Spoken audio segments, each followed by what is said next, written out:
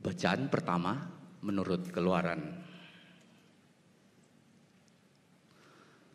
Keluaran 19 ayat 2 sampai 8. Setelah mereka berangkat dari Rafidim, tibalah mereka di padang gurun Sinai. Lalu mereka berkemah di padang gurun. Orang Israel berkemah di sana, di depan gunung itu. Lalu naiklah Musa menghadap Allah, dan Tuhan berseru dari gunung itu kepadanya. Beginilah kau katakan kepada keturunan Yakub, dan kau beritakan kepada orang Israel. Kamu sendiri telah melihat apa yang kulakukan kepada orang Mesir, dan bagaimana aku telah mendukung kamu di atas sayap Raja Wali, dan membawa kamu kepadaku. Jadi sekarang, jika kamu sungguh-sungguh mendengarkan firman-Ku dan berpegang pada perjanjian-Ku, maka kamu akan menjadi harta kesayangan-Ku sendiri dari antara segala bangsa. Sebab akulah yang empunya seluruh bumi. Kamu akan menjadi bagiku kerajaan imam dan bangsa yang kudus. Inilah semuanya firman yang harus kau katakan kepada orang Israel. Lalu datanglah Musa dan memanggil para tua-tua bangsa itu dan membawa ke depan mereka segala firman yang diperintahkan Tuhan kepadanya. Seluruh bangsa itu menjawab bersama-sama, segala yang difirmankan Tuhan akan kami lakukan. Lalu Musa pun menyampaikan jawab bangsa itu kepada Tuhan. Demikianlah sabda Tuhan. Syukur kepada Allah.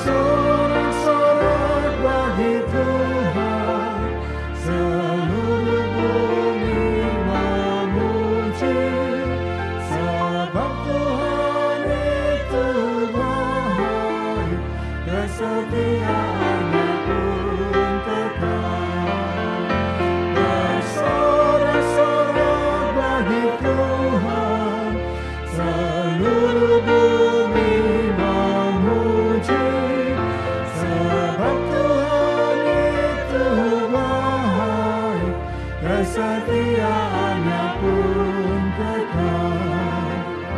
Beribadahlah kepada Tuhan, beribadah dengan sukacita. Datanglah ke hadapan-Nya, datanglah dengan berseru, ketahuilah Tuhanlah Allah.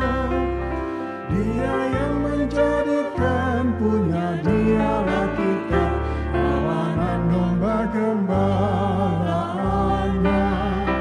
Bersorak-sorak bagi Tuhan, seluruh bumi memuji. Sebab Tuhan itu baik, kesetiaannya pun kekal.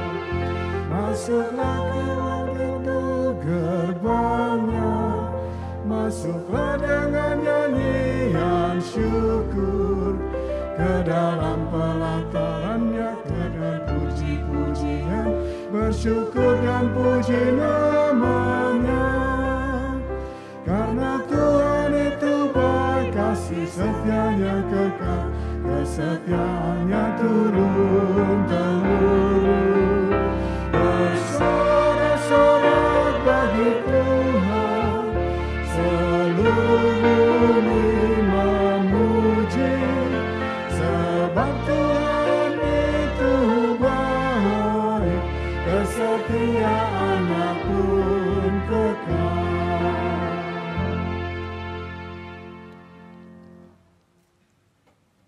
Bacaan kedua menurut Roma.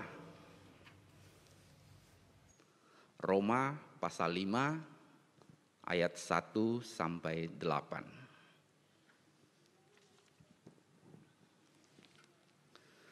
Sebab itu, kita yang dibenarkan karena iman, kita hidup dalam damai sejahtera dengan Allah oleh karena Tuhan kita, Yesus Kristus. Oleh Dia kita juga beroleh jalan masuk oleh iman kepada kasih karunia ini. Di dalam kasih karunia ini kita berdiri dan kita bermegah dalam pengharapan akan menerima kemuliaan Allah. Dan bukan hanya itu saja, kita malah bermegah juga dalam kesengsaraan kita. Karena kita tahu bahwa kesengsaraan itu menimbulkan ketekunan, dan ketekunan menimbulkan tahan uji. Dan tahan uji menimbulkan pengharapan, dan pengharapan tidak mengecewakan, karena kasih Allah telah dicurahkan di dalam hati kita oleh Roh Kudus yang telah dikaruniakan kepada kita. Karena waktu kita masih lemah, Kristus telah mati untuk kita, orang-orang durhaka, pada waktu yang ditentukan oleh Allah. Sebab tidak mudah seorang mau mati untuk orang yang benar, tetapi mungkin untuk orang yang baik ada orang yang berani mati. Akan tetapi Allah menunjukkan kasih-Nya kepada kita, oleh karena Kristus telah mati untuk kita ketika kita masih berdosa. Demikianlah sabda Tuhan. Syukur kepada Allah. Injil Tuhan Yesus Kristus menurut Matius pasal yang ke-9 ayat 35.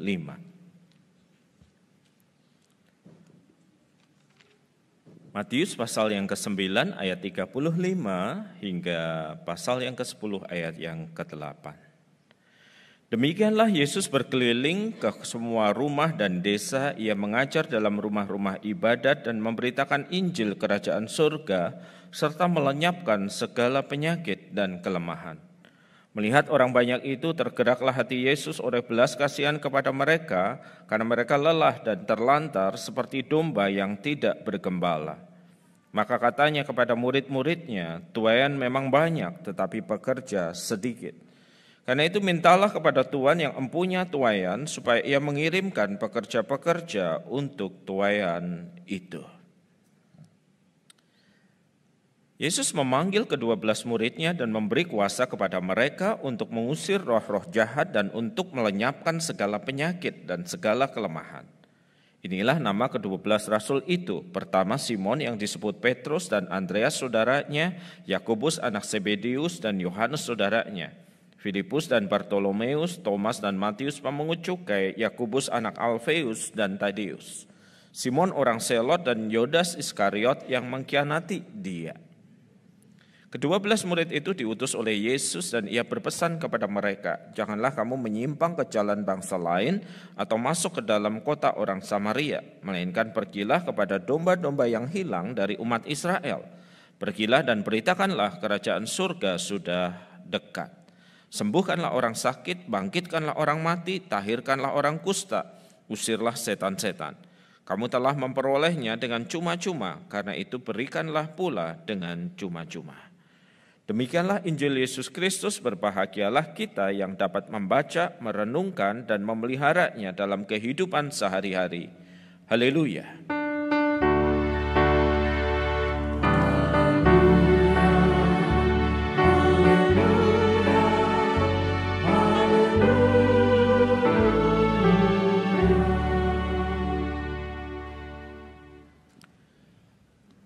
Bapak, Ibu, dan Saudara sekalian, khotbah ini akan didasarkan pada bacaan kita yang kedua dari kitab Roma pasal yang ke-5 yang tadi telah dibacakan bagi kita. Tiap kali saya membeli barang elektronik, HP, laptop, ataupun piranti yang lain yang terkait dengan elektronik, maka ada satu hal yang pasti selalu saya tanyakan. Ini ada garansinya ya? Garansinya garansi toko atau garansi resmi dari distributornya, dari mereknya. Dan kemudian saya memperoleh jawaban dan jawaban itu relatif menenangkan saya. Saya tentu bukan sekedar kepo Bapak Ibu, pengen tahu ada garansinya atau enggak. Mungkin Bapak Ibu kalau beli barang seperti itu mungkin Bapak Ibu udah take it for granted, nggak nanya garansinya atau ada atau enggak, jenis garansinya, masa berlakunya. Kenapa saya bertanya seperti itu? Karena dari pengalaman, seringkali nasib saya kurang baik kalau beli barang elektronik. Laptop barusan dibeli, udah diperiksa, oke, nggak nyampe seminggu wafat. Bawa ke tempatnya dan petugasnya berkata, minta maaf ya Pak, ini memang kayaknya ada cacat bawaan produk deh. Ntar diganti Pak. Oke, berapa lama datangnya? Ya paling cepat 1 bulan. Nggak bisa lebih lama dari itu. Nggak bisa Pak, memang prosedurnya kayak gitu. Beli barang yang lain dipakai, oke. Umurnya nggak nyampe 2 bulan, entah apa yang terjadi, tidak lagi berfungsi dengan baik. Dan kalau saya kembalikan, kadangkala kalau saya nggak hati-hati, pemilik tokonya akan berkata, ini nggak ada garansinya Pak. Jadi nggak bisa diklaim apa-apa. Terakhir tuh beli pompa, udah sengaja milih merek yang udah terkenal banget gitu ya. Saya nggak sebutin karena nggak di-endorse oleh mereka. Tentu dites kan, tapi ditesnya pada dalam kondisi nggak ada air, namanya juga pompa air gitu ya. Bisa ya Pak, jalan ya? Jalan. Dipasang di rumah, nggak nyampe 4 hari error. Kata teman-teman saya yang tahu, saya kurang beruntung seringkali. Teman saya yang lain bilang, lu nggak doa ya bro? Teman saya yang lain bilang, kamu kan hamba Tuhan. Barangkali kalau kamu beli barang banyak rusaknya, kamu mesti berefleksi. Jangan-jangan Tuhan menghukum kamu. Kejem banget teman saya itu, saudara-saudara. Ya. Tetapi banyak pertanyaan itu sebenarnya juga membuat saya berpikir dan bertanya. Kenapa sih membeli barang dan seringkali saya kurang beruntung, dapat yang kondisinya kurang baik, yang ada cacat bawaannya, yang lepas dari pemeriksaan, sehingga saya harus menanti untuk kiriman barang yang baru. Ketika saya mengalami banyak itu, beberapa orang berkata, kamu kan pendeta, kamu kan hamba Tuhan ya, kenapa sih Tuhan enggak kasih hidupmu lancar-lancar, baik-baik, kenapa enggak cover? Kamu kan orang Kristen kan, kenapa sih Tuhan gak jauhin dari yang kayak begitu? Jadi saya bisa nangkep kayaknya di dalam pola pikir sebagian orang tuh, kalau kita jadi orang Kristen atau jadi pendeta, jadi hamba Tuhan, mereka yang aktif pelayanan, kayaknya hidup kita itu kayak berada di dalam jalan tol Surabaya Solo jam 5 pagi gitu. Sepi, lancar, gak ada siapapun gitu. Seolah-olah ada asumsi bahwa makin kita giat jadi orang Kristen, makin kita giat pelayanan, maka hal yang buruk itu jauh banget dari hidup kita gitu ya. Ada orang yang komen di DM Instagram saya begini ya, waktu saya cerita tentang firman yang berkata ada waktu untuk segala sesuatu, ada waktu untuk lahir, ada waktu untuk mati, ada waktu untuk mengalami keuntungan, ada waktu untuk mengalami kerugian. Dia komen di DM saya begini, Pak, saya sudah di dalam Tuhan, biar yang jelek-jelek untuk orang lain saja, untuk orang sebelah. Saya bilang sayangnya di Alkitab nggak ada catatan yang kayak begitu. Kita hidup di dalam sebuah siklus waktu di mana kita akan lahir dan mati, dan di antara keduanya, kadangkala kita mengalami hal yang baik, kita bersyukur, tetapi kadangkala kita juga mengalami hal yang buruk. Kadangkala hal yang buruk itu karena kesalahan kita nggak teliti, kita nggak hati-hati. Tetapi kadangkala hal yang buruk itu ya terjadi gitu aja. It just happen gitu loh, terjadi begitu saja. Nggak peduli betapapun kita udah bersiap dengan baik. Sebagian orang Kristen malah berpikirnya begini Bapak Ibu. Kalau saya ikut Tuhan Pak, kalau saya aktif pelayanan, kalau saya nggak tambah kaya apa gunanya gitu ya. Jadi pola berpikir gunung tertentu itu masih dipakai. Kalau saya rajin memberi, saya rajin beribadah, saya rajin aktif, maka ganjarannya itu materi gitu. Nih kalau pola pikir seperti ini benar-benar terjadi di dalam kehidupan Kristiani, kita itu nggak susah-susah mengabarkan Injil kok. Karena semua orang pengen kaya. Dan kalau jadi orang Kristen otomatis kaya. Gereja ini udah penuh, semua gereja nggak usah susah-susah buat KKR, buat macam-macam, semua akan datang. Sebagian lagi berkata begini, Pak kalau ikut Tuhan itu kita dijauhkan dari segala macam sakit penyakit, sakit-sakit yang fatal itu jauh, operasi itu jauh. Kalau benar ini yang dijanjiin Alkitab, kita nggak usah susah-susah pergi memberitakan Injil karena semua orang pengen sehat. Semua orang nggak pengen dioperasi, semua orang tidak mengalami masalah kesehatan. Ujung-ujungnya yang getol ngajarin kayak gini juga meninggal karena sakit kan. Kalau kemudian kita menjadi orang percaya atau Kristen dan tiba-tiba kita berubah, jalan kehidupan kita lancar Pak, semua naik pangkat 1 grade, saya langsung 3 grade. Saya percaya yang seperti itu bisa terjadi, tetapi tidak selalu yang seperti itu kan. Kalau kita menjadi anak Tuhan, umat Tuhan, orang Kristen, pelayanan, dan jaminannya kelancaran hidup, sungguh pemberitaan Injil tidak perlu dilakukan karena semua orang ingin hidupnya lancar. Semua orang ingin hidupnya baik-baik. Jadi sebenarnya sejujurnya saudara-saudara, apa sih yang berubah ketika hidup Anda dan saya diserahkan kepada Tuhan? Apa sih yang berubah ketika kita berjalan mengikut Kristus? Apa sih yang berubah ketika kita sungguh-sungguh melayaninya? Apa sih yang sungguh-sungguh berubah ketika kita jadi Kristen? Wajah dan penampilan kan enggak ya saudara-saudara ya. Apa yang kemudian berubah dalam kehidupan kita? Nah, Roma pasal 5 yang kita baca saudara-saudara, dia memberi kita berita apa yang berubah ketika seseorang sungguh-sungguh percaya kepada Kristus. Yang pertama yang berubah adalah status kita. Pelan-pelan ya kita baca ayat pertama dan ayat yang kedua. Sebab itu kita yang dibenarkan karena iman, kita hidup dalam damai sejahtera dengan Allah. Perhatikan kalimat ini. Sebab itu kita yang dibenarkan karena iman, ketika kita percaya kepada Kristus, maka Kristus membenarkan kita hidup dalam damai sejahtera dengan Allah. Ini berarti sebelum kita percaya, sebelum kita mengalami pembenaran, kita tidak hidup dalam damai sejahtera dengan Allah. Kita hidup dalam permusuhan dengan Dia yang menciptakan semesta, dengan Dia yang berkuasa dan berdaulat.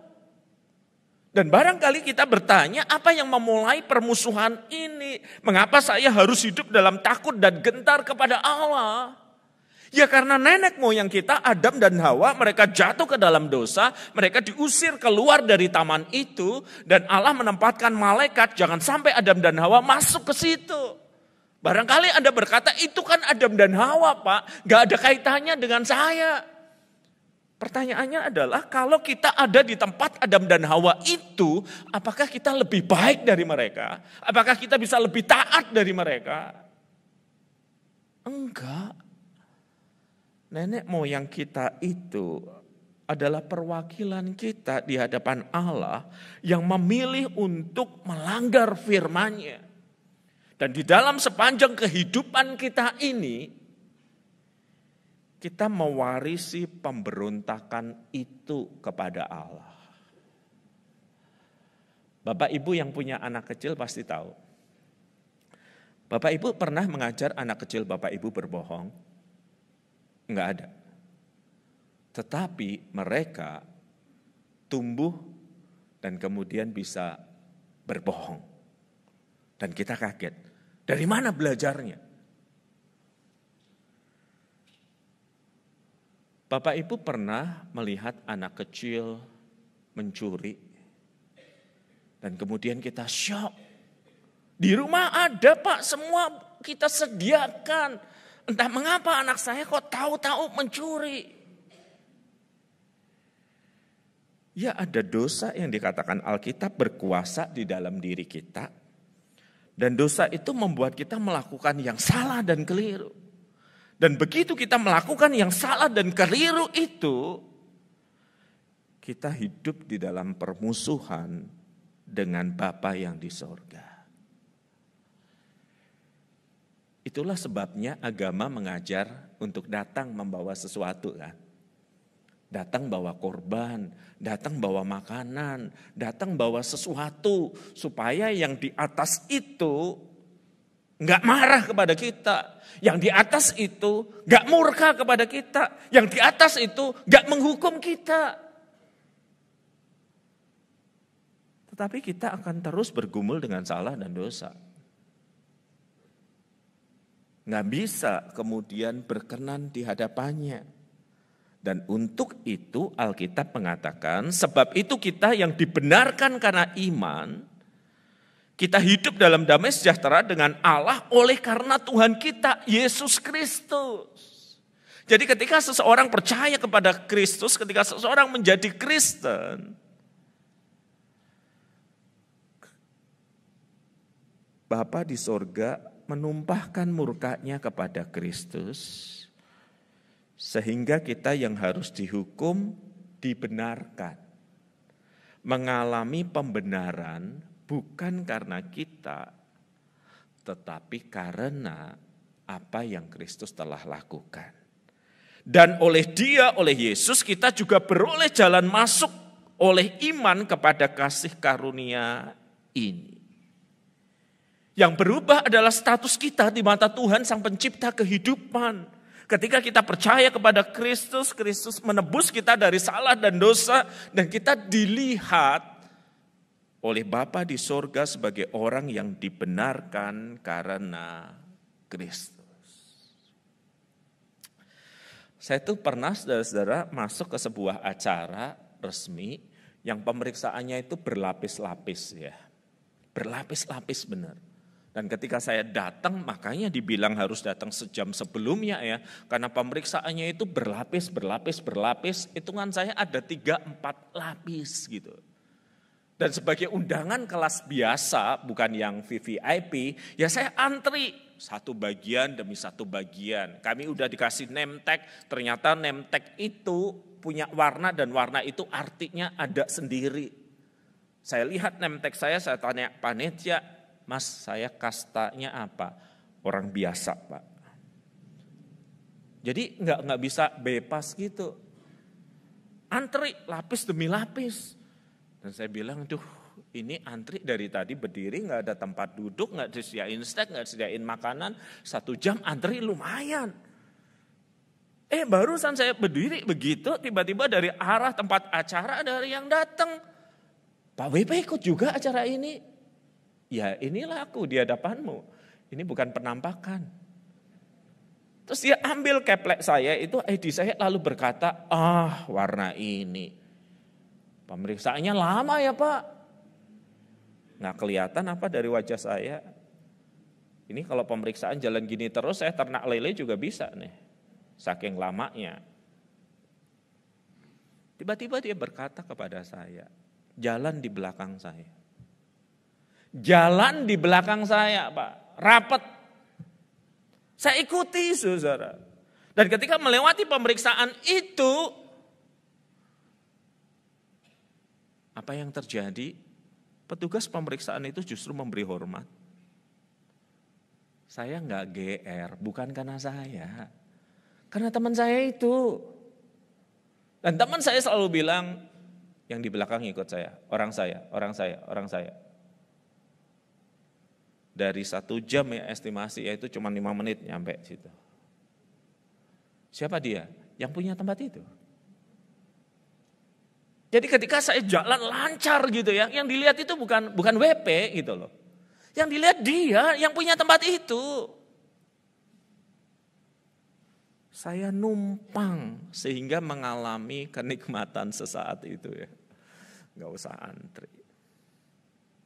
Ketika kita menjadi orang percaya, ketika kita menjadi Kristen, yang Bapa surga lihat di dalam hidup kita itu bukan kita, bukan Anda dan saya dengan begitu banyak salah dan dosa, kekurangan dan banyak hal lain.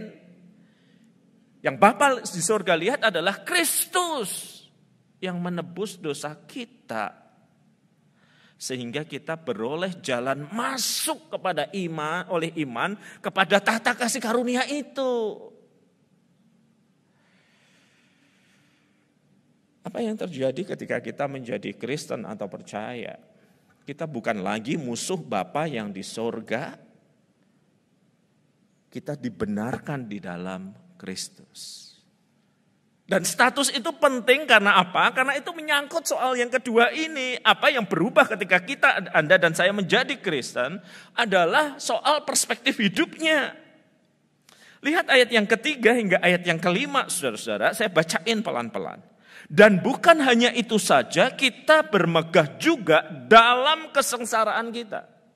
Orang bermegah dalam keberhasilan, dalam kesuksesan biasa. Tapi bermegah dalam kesengsaraan, bentar, ini bukan kelainan psikologis ya, bukan kelainan jiwa ya. Bukan, orang yang makin dianiaya makin happy. Bukan, perhatikan rangkaian kalimatnya. Kita bermegah juga dalam kesengsaraan kita. Firman Tuhan sadar bahwa selama kita hidup di dalam dunia kita akan mengalami kesengsaraan, penderitaan. Karena kita tahu, lihat perspektifnya, kesengsaraan menimbulkan ketekunan. Ketekunan menimbulkan tahan uji. Dan tahan uji menimbulkan pengharapan. Yang berubah adalah status kita menjadi anak-anak Allah. Bapa di surga bukan musuh, bukan lawan kita. Dia tidak membenci kita, dia mengasihi kita.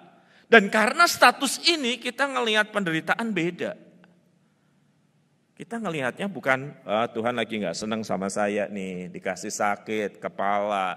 Nanti ini kalau sakitnya makin lama makin serius, Tuhan lagi baper sama saya nih Pak, saya dikasih sakit yang lebih berat. Tuhan lagi menghukum saya nih Pak, saya dikasih pencobaan yang berat gitu ya. Kalau orang di dalam Tuhan, di dalam pengenalan Tuhan akan Tuhan yang benar, kadang mikirnya kayak gitu. Tiap kali sakit, tiap kali masalah selalu nanyanya gini, dosa saya apa ya Pak WP? Banyak sih sebenarnya. Kalau kita benar di dalam Tuhan, dibenarkan karena Kristus, kita bisa ngelihat dengan perspektif yang tepat kesengsaraan yang terjadi. Terus suatu kali saya melayani di tempat lansia berkumpul ya. Kata panti jompo nggak enak didengarnya. Rumah senior gitu ya. Habis ibadah seorang suster datang dan berkata gini, Pak WP mau keliling nggak? Keliling ngapain sus? Doain mereka yang nggak bisa ikut ibadah yang di kamar-kamar. Oh boleh, temenin ya, kan saya nggak kenal. Oke. Ditemenin dari satu ruang, saya doa, meletakkan tangan, sampai yang di terakhir susternya udah kasih peringatan, jangan kaget ya Pak, si Oma suka agak unik gitu. Oh nggak apa-apa sih sus, apa sih yang bisa dilakukan seorang Oma gitu ya. Saya masuk di situ, si Oma udah penglihatannya kurang baik gitu ya. Lalu ketika mendengar saya bicara, dia bilang gini, oh Pak WP ya yang di radio ya. Iya. Oma kita doa ya. Bentar Pak WP sebelum doa, saya boleh pegang gak wajah Bapak? Kalau usianya lebih muda saya lebih ikhlas sebenarnya. Tapi ini orang tua dan gak ada salahnya kan ngelakuin itu. Jadi saya pasrahkan wajah saya kepadanya. Walau saya nggak bisa ngelihat, saya tahu Pak WP lumayan ganteng. Lumayan, Rek. Terus habis itu dia nangis. Habis itu dia nangis. Saya kepikir apa dia keingat mantannya lah. Atau apa kok nangisnya histeris banget gitu. Susternya kaget apalagi saya. Apa saya kurang perawatan? Tiba-tiba dia ngomong kalimat ini. Kenapa Tuhan gak puas-puasnya menghukum hidup saya? Saya tahu masa lalu saya banyak dosa. Saya tahu saya ngelakuin banyak hal yang salah. Dan kemudian dia sebutin dosanya yang membuat saya kaget-kaget. Kenapa Tuhan gak puas-puasnya menghukum saya? Kasih saya kebutaan. Dalam kebingungan saya nengok ke suster. Berbisik pelan. Supaya si Oma gak dengar. Sus kenapa sih si Oma? Biasa Pak, katarak. Lihat ya. Di usia tertentu orang mengalami katarak kan wajar ya. Biasa. Semua juga ada gilirannya nanti. Tapi persepsinya tentang katarak itu loh. Kenapa Tuhan gak puas-puasnya ngukum saya ya Pak? Dia gak puas-puasnya nyiksa saya. Ya saya tahu saya banyak dosa, ya tahu saya banyak salah. Tapi kenapa dia gak puas nyiksa saya? Saudara, kalau perspektifnya tentang sakit kayak gini. Pertanyaannya, dia makin dekat atau makin jauh sama Tuhan? Dia makin kuat atau makin lemah menghadapi derita? Saya rasa dia makin lama makin pahit sama Tuhan. Dia makin lama makin gak berdaya. Ini penderitaan hukuman yang tidak berakhir. Saya sampai berdoa loh Pak WP, ambil saja nyawa saya Tuhan, jangan buat siksa. Orang ya kalau belum di dalam kasih karunia, belum mengalami pembenaran oleh imam, belum sadar bahwa Kristus itu telah mengampuni kita dan murka Bapa itu turun kepadanya supaya kita bebas karena kita adalah anak-anaknya. Perspektifnya tentang penderitaan bisa jelek banget. Tapi bagi mereka yang di dalam Kristus, ketika mereka mengalami penderitaan, mereka berefleksi. Barangkali aku salah, ada hal yang aku harus perbaiki. Kalau aku nggak salah, nah apa yang sedang terjadi? Lihat ayat ini lagi. Kita malah bermegah juga dalam kesengsaraan kita. Karena kita tahu kesengsaraan itu menimbulkan ketekunan. Ketekunan itu menimbulkan tahan uji. Tahan uji itu menimbulkan pengharapan. Perspektifnya positif banget. Bahwa semua susah payah ini membuat saya berharap sesuatu yang baik terjadi. Dan pengharapan itu tidak mengecewakan. Lama gak ketemu teman, tiba-tiba saya ngelihat teman saya udah kurus dan badannya bagus, six pack. Di usia yang udah gak muda lagi. Oh makanya sekarang dia pakai bajunya yang ketat-ketat gitu ya. Karena bagus kan buat apa kalau gak dipamerin kan. Terus saya bilang sama dia, wih gila ya bagus banget. Itu pasti susah payah ya. Enggak susah payah, hampir mati. Dia bilang, terus dia ceritakan, lu mau bro kayak gua nih, mau gak? Ceritain dulu kayak gimana. Ya kira-kira makan dikurangin, dia jelasin makanannya, apa yang dikurangin, terus olahraga. Nah aku tuh pakai PT, personal trainer ya kalau saya gak salah gitu. Nah dia yang nyiksa aku tiap minggu gitu. Ayo gerakan ini sekian kali, ayo gerakan itu sekian kali, ayo gerakan ini sekian kali. Itu kerjaan enak ya, dibayar untuk nyiksa orang gitu. Tapi lihat ya, caranya dia ngelihat personal trainernya. Dia bilang gini, dulu aku latihan sendiri, hasilnya gak maksimal. Kini ada orang yang memberikan program yang berat, yang dalam tanda kutip menyiksa. Dan tak ikuti, tak jalani dengan sukacita. Karena aku percaya pada personal trainerku, hasilnya keren ya, bagus ya. Tuh orang kalau perspektifnya udah benar, udah tepat kepada Tuhan, dia akan ngelihat gini, Tuhan ini sakit penyakit, tapi aku tahu engkau gak jahat sama aku. Aku tahu lewat sakit penyakit ini engkau sedang mengajar aku sesuatu. Supaya yang terbaik muncul dari hidupku. Tuhan ini dimakan orang bisnisku. Aku tahulah engkau tidak bermaksud menghukum aku. Maksudmu pasti baik. Engkau mengajar aku untuk lebih teliti, lebih hati-hati. Dan kalau orang perspektifnya terhadap penderitaan lebih positif gini, dia lebih dekat atau lebih jauh dari Tuhan? Dia lebih kuat atau lebih lemah menghadapi penderitaan?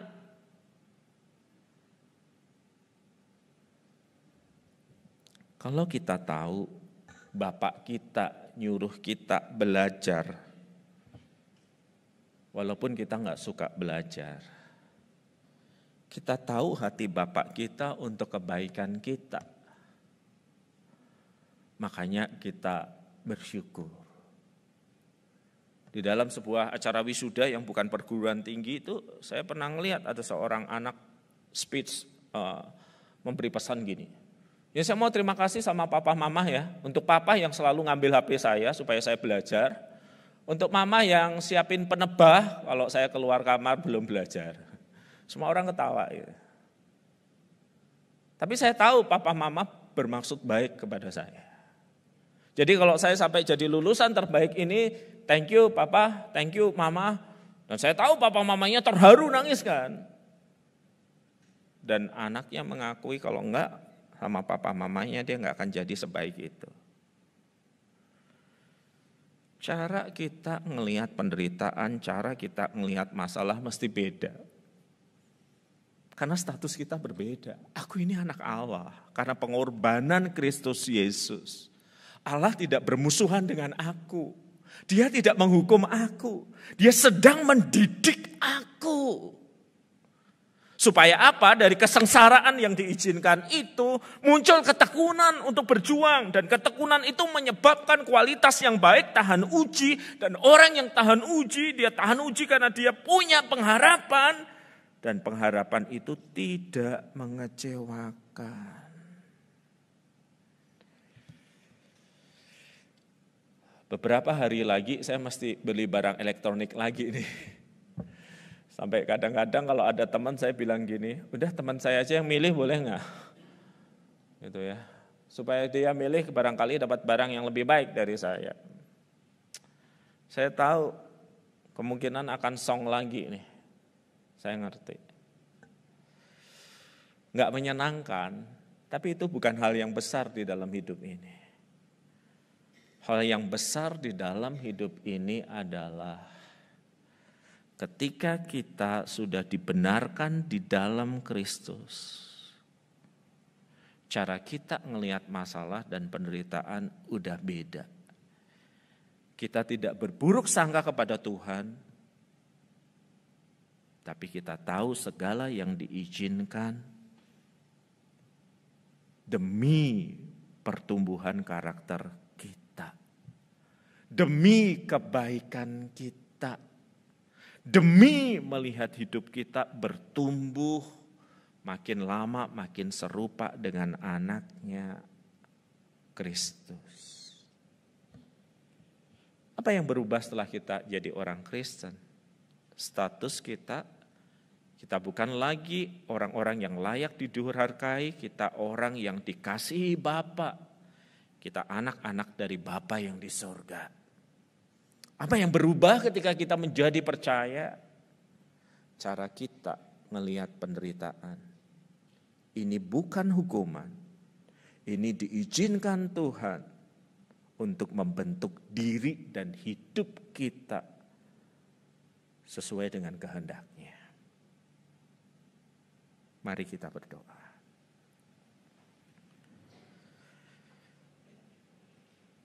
Hamba-Mu berdoa bagi mereka yang belum berada di dalam Kristus, yang selalu melihat Allah itu menghukum mereka, Allah itu menghabisi mereka, Allah itu menyebabkan kepahitan di dalam hidup mereka.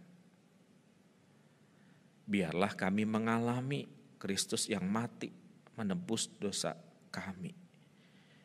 Kami yang berdosa ini mendapatkan anugerah karena penebusan Kristus. Dan ketika status kami berubah, cara kami melihat segala sesuatu, tolonglah ya Roh Kudus agar berubah. Penderitaan akan membentuk karakter dan hidup kami. Cara kami melihat kehidupan akan menjadi berbeda. Karena kami tahu Bapa di surga bersama kami dan bukan melawan kami. Kami serahkan hidup kami dalam segala pergumulan yang ada. Kiranya anugerah-Mu menopang kami. Amin.